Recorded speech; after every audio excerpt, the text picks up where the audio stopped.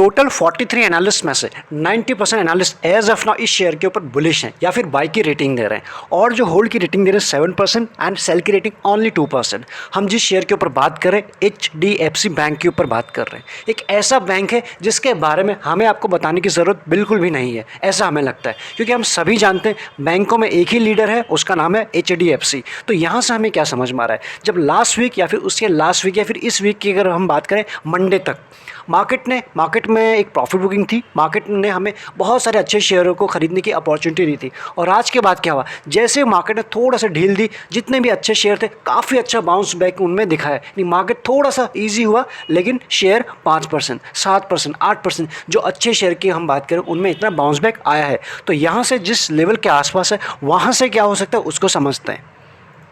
उस चीज़ को समझे सबसे पहले क्विकली मैं इसके क्वार्टरली नंबर कैसे रहे उन्हें कवर कर लेते हैं। यानी सितंबर से लेकर जून तक का डेटा हमारे सामने है। हम फोकस करते हैं दो चीज़ों के ऊपर, एक तो फाइनेंशियल प्रॉफिट के ऊपर और दूसरा जो हमारे लिए इंपॉर्टेंट रहेगा नेट प्रॉफिट। तो अगर हम बात करें पिछले 4 क्वार्टर में इसके जो फाइनेंशियल जो प्रॉफिट है उसमें आपको चीज़ें कुछ बढ़ोतरी ही दिखाई दे रही है। अगर डिप कहीं है तो लास्ट क्वार्टर की हम बात करें, लास्ट से पहले की हम बात करें यानी कि मार्च की, वहाँ पर हमें एक डिप दिखाई पड़ी थी, और इस क्वार्टर में उससे चीज़ें आपको बढ़ के दिखाई पड़ रही है 3962, और जो लास्ट क्वार्टर में था 2963। यानी वहाँ से आपको चीज़ें कुछ इंप्रूव होते हुए दिखाई पड़ रही है। एक चीज़ ये रहा। दूसरी अगर हम बात करें नेट प्रॉफिट के ऊपर, अगेन हम 3 क्वार्टर के ऊपर फोकस करें, लास्ट इस क्वार्टर की बात करें, पिछले क्वार्टर से डिप है नेट प्रॉफिट में, एंड उससे पहले की अगर हम यहाँ बात करें, यहाँ पर अगर हम बात करें, यहाँ डिप था इस क्वार्टर से एंड यहाँ पे एक डिप था। यानी नेट प्रॉफिट में हमें पिछले 3 क्वार्टर में डिप ज़रूर दिखाई पड़ रहा है, बट उसके बाद भी नंबर्स ऐसे नहीं है कि नेगेटिव है, बहुत ज़्यादा पुअर है, या फिर ये जो डिप है इसका रीज़न हम और आप बिल्कुल नहीं जानते हैं। कोविड की वजह से किस तरह से जो चीज़ें ख़राब हुई हैं उसका इम्पैक्ट तो रहा है, प्लस बैंकिंग सेक्टर के ऊपर डेफिनेटली उसका इफेक्ट पड़ा ही है, ये भी हम जानते हैं। प्लस इनकी एक न्यूज़ भी थी, जो RBI ने जो क्रेडिट कार्ड जो फ्रेश इशू करने के लिए मना किया था, एक बैन लगाया था, वो भी अब चीज़ रिजॉल्व हो चुकी है। तो कई सारी चीज़ें थी, एंड यहाँ से चीज़ें जो कमेंट्री भी निकल के आ रही बैंक की तरफ से, जो इस बीच में जिन्होंने मार्केट शेयर लूज़ किया जितना भी किया उसको वापस से रीगेन करने की तरफ बैंक का फोकस ज़्यादा पड़ रहा है। इसलिए यहाँ से नंबर्स आपको ओके तो अच्छे ही दिखाई पड़ रहे हैं। क्वार्टरली पे तो हमें समझ में आ गया। अगर हम फोकस करें ईयरली पे, कितना स्मूथ बना हुआ है चार्ट आप समझ सकते हैं। जो इसके बड़े बार आपको दिखाई पड़ रहे हैं ये है इसके रेवेन्यू, और छोटे बार जो दिखाई पड़ रहे हैं ये है इसके टोटल प्रॉफिट। यानी चीज़ें हमें कभी भी लॉन्ग टर्म इन्वेस्टिंग के लिए जब भी हम किसी भी शेयर को पिक करते हैं, अगर उसमें काफ़ी वॉलिटिलिटी बनी हुई है, अगर हम इस तरह से ड्रॉ करने की कोशिश करें कि एक साल तो यहाँ पर प्रॉफिट आ गए हैं एंड सेकेंड साल बिल्कुल यहाँ, फिर अगले साल यहाँ, तो इस बार काफ़ी ज़्यादा उठा फटक ऐसे शेयरों में रहती है। तो इसलिए उनके जिस तरह से नंबर होते हैं तो उसी तरह हमें उनके प्राइस में भी ये वॉलिटिलिटी दिखाई पड़ती है। तो जब भी हम पिक करते हैं कोशिश कीजिए लॉन्ग टर्म के लिए कि एक स्टडी हमें मिले, फिर चाहे थोड़ा मोड़ा गेन हो या फिर स्टडी मिलेगा, तो उस तरह से हमें बहुत ज़्यादा वॉलिटिलिटी मार्केट में नहीं दिखेगी या फिर उस पर्टिकुलर स्टॉक में नहीं दिखेगी। कुछ इस तरह से इसमें भी आपको दिखाई दे रहा है। साल दर साल की अगर हम बात करें, ये है 2018 एंड ये है 2021, आपको चीज़ें दिखाई दे रही होंगी कि एक स्टडी बना हुआ ग्राफ, यानी चीज़ें धीरे धीरे आपको इंप्रूव होते हुए दिखाई पड़ रही YOY बेसिस में। This is good for us. और इसके करंट की शेयर होल्डिंग पैटर्न के ऊपर अगर नज़र डालें तो आप देख पाएंगे FIS के पास है 39, यानी मेजॉरिटी काफ़ी उनके पास है। आप यहाँ समझ सकते हो मेजॉरिटी भी उन्हीं के पास है, और ये नंबर कोई छोटा होता नहीं है। अगर हम बात करें DIS के पास 21 प्लस है, यानी कि अगर सिर्फ इनको ऐड कर दिया जाए ना 39 + 21, तो आपको मेजॉरिटी शेयर ये समझ में आ जाएगा कि जो स्मार्ट मनी है उन्हीं के पास है। और उसके बाद अगर हम प्लस और कर दें प्रमोटर के पास 25+, यानी सारे के सारे शेयर किसके पास हैं, इन्हीं के पास है। पब्लिक के पास ओनली 13 के आसपास है। इस शेयर होल्डिंग पैटर्न को अगर पास के कुछ क्वार्टर से कंपेयर करें तो बाकी चीज़ें हमारे लिए क्लियर हो जाती हैं। प्रमोटर के पास था सितंबर में 26 और अभी हो चुके हैं 25.89, यानी यहाँ से प्रमोटर ने ज़रा सा कुछ कम किया है। FIS की बात करें 37.43 था सितंबर 20 में और अभी हो चुका है 39.39। किसने ख़रीदा है, यानी कि हमें ये समझ में आ रहा है प्रमोटर ने जो भी बेचा है FIS ने ख़रीदा, कुछ यहाँ से समझ में आ रहा है। और कब से ख़रीदते आ रहे हैं, दिसंबर में ख़रीदा 39.35, उसके बाद मार्च की बात करें 39.79, फिर से बढ़ा है, और इस बार की बात करें ज़रा सा कम किया, लेकिन 39.39 अभी भी स्ट्रॉन्ग नंबर है। DIS की बात करें 22.66 था, बीच में 21.46 हुआ, अभी भी उतना ही है, 21.46 के आसपास है, तो इसे भी आप अच्छा ही कह सकते हो। बाकी गवर्नमेंट के पास बहुत ज़्यादा नहीं थे, अभी भी उतना नहीं है। पब्लिक की बात करें 13.65 से 13.10 के आसपास है, तो पब्लिक का इंटरेस्ट भी इसमें बना हुआ है। ये सब के बाद अगर हम देखें प्लेजिंग कुछ भी नहीं है, ये हमारे लिए काफ़ी अच्छी बात हो जाती है। बीच बीच में आपको ये ज़रूर दिखाई पड़ रहा होगा कि जो प्रमोटर ने अपनी होल्डिंग को कम ज़्यादा किया है या फिर थोड़ा सा खेला ज़रूर है उसके साथ, वो it's a part of the game. या फिर अभी हमें जो दिखाई पड़ रहा है 25.89 है, अभी भी आप इसे ओके कह सकते हो। ऑल्दो प्रमोटर के पास 50 से ज़्यादा होते, जैसे कि एक बेसिक पैरामीटर बना हुआ है कि प्रमोटर के पास जितना ज़्यादा हो उतनी अच्छी बात है, लेकिन इस कंपनी में कुछ वैसा नहीं है। इसके बाद कंपनी ने कैसे रिटर्न दिए आपके सामने। 3 साल की बात करें 50% के रिटर्न दिए, 2 साल की बात करें 43+ के रिटर्न दिए, और 1 साल में 39%। डाउन कहाँ है? 6 महीने में डाउन है, यानी 6 महीने में कंपनी ने -3% के रिटर्न दिए। वहीं बात करें 3 महीने में सिर्फ 3% के आसपास।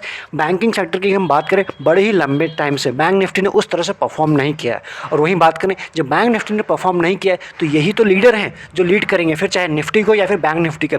इन्होंने ही परफॉर्म नहीं किया तो बैंक निफ्टी कैसे परफॉर्म करेगा? ये हमें यहाँ पे नंबर्स के फॉर्म में दिखाई पड़ रहा है। आज के दिन की बात करें 2% की इसमें तेज़ी रही, एंड जो क्लोजिंग हुई है 1555 के आसपास हुई, जिसे आप स्ट्रॉन्ग कह सकते हैं। जब हम चार्ट पे देखेंगे तो बाकी चीज़ें हमारे लिए और भी क्लियर हो जाती है। बट एक ऐसा बैंक है, एक ऐसे लेवल पे जहाँ पे डेफिनेटली ये हमारे रडार पे होना चाहिए।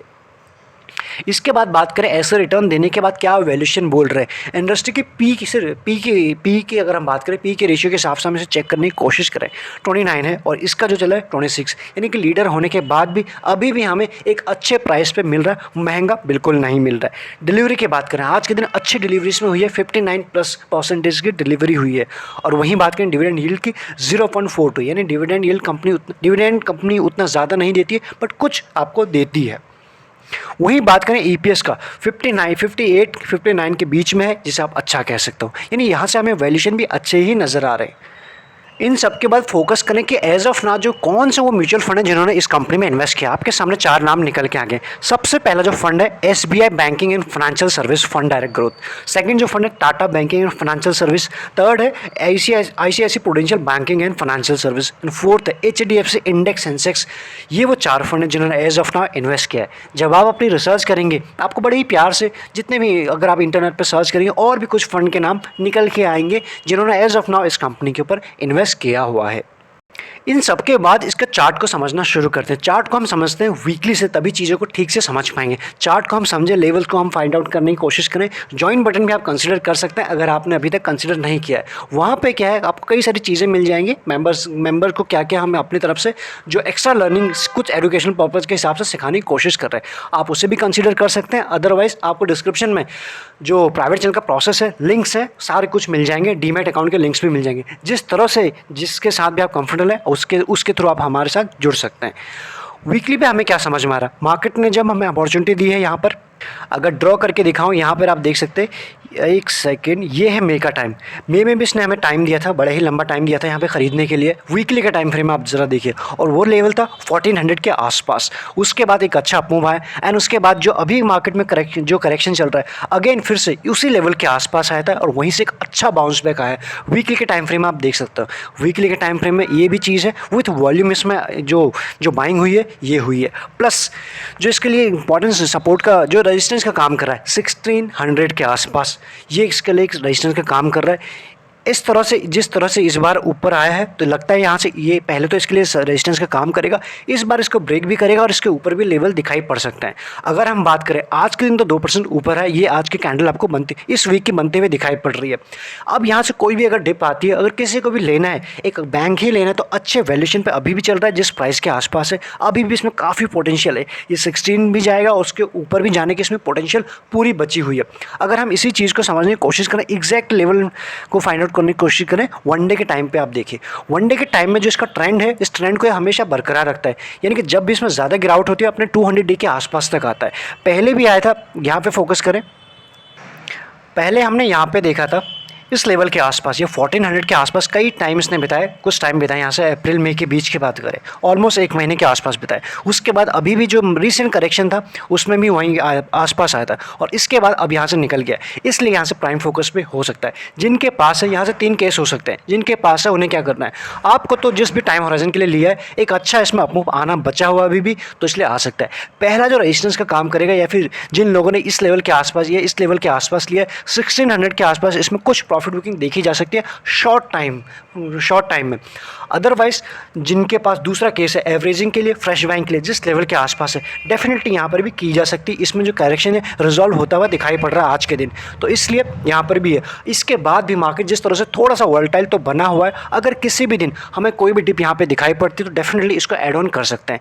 अगर जैसे कि बात करें कल के लो के आसपास भी हमें मिल जाता है 1500 के आसपास, वो भी एक अच्छा बाइंग है। और आज के दिन है वहाँ से थोड़ा सा ऊपर निकल के आए 1550 के आसपास निकल के आए, इसलिए आप समझ गए अगर किसी भी गिरावट में 1500 के आसपास मिल जाता एक अच्छा बाइंग लेवल है। वहीं बात करें रेजिस्टेंस जो हमें दिखाई पड़ रहा है 1600 के आसपास, पहला जैसे इसको ब्रेक करेगा आपको ऊपर के लेवल भी दिखाई पड़ सकते हैं। जिस तरह से शेयर काफ़ी लंबे टाइम से ये था, इसका फेब में जो हाई लगाया था उसके आसपास अब आने की कोशिश कर रहा है, ऑलमोस्ट 5-6 महीने हो चुके हैं।